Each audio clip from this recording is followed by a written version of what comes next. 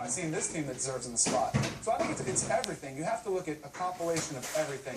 Use some of the metrics, use some of the eye tests, you break down the film, then you look at who they've beaten, who they lost to, and you come together, that joint conversation in that room that the committee has been doing, and you come up with your best choice. Like you said, there is no best correct answer. You look at the numbers and the close calls, and I'm not sure anybody said it better than what Lou Holtz said last night on College Football Final. He said, I have Florida State in the 4, but I don't think they're one of the 4 best, but that 0 in the loss column gets them in.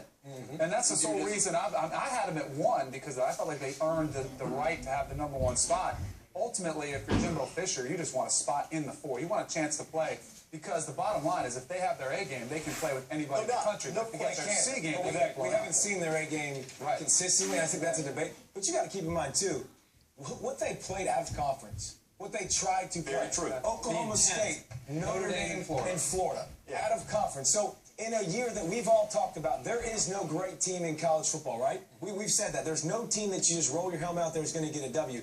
They had more opportunities to lose. What did Oregon do to Arizona?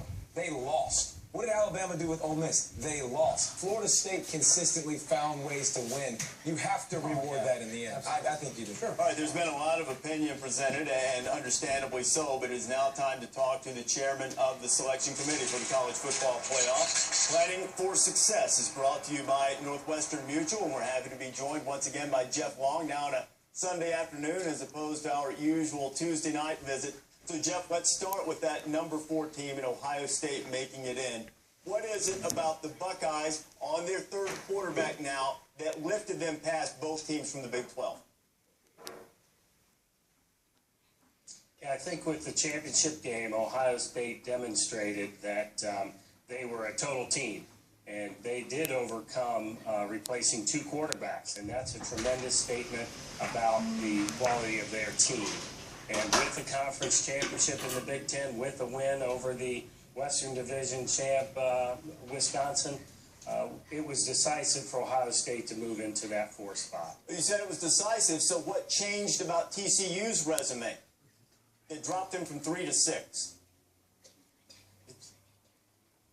Yeah, TCU, I think once we saw the body of work, it was really about Ohio State's movement up. It was Ohio State's impression, their performance on the field that made a difference to the committee to move them up. So it was really about Ohio State and not about TCU.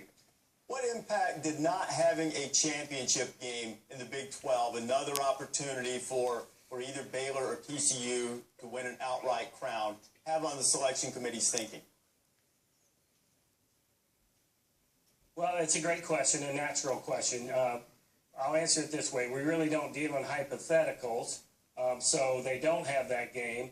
But, again, I'll go back and say that Ohio State's performance in a 13th game gave them a quality win against a highly ranked team that allowed them to, move into that 4th spot.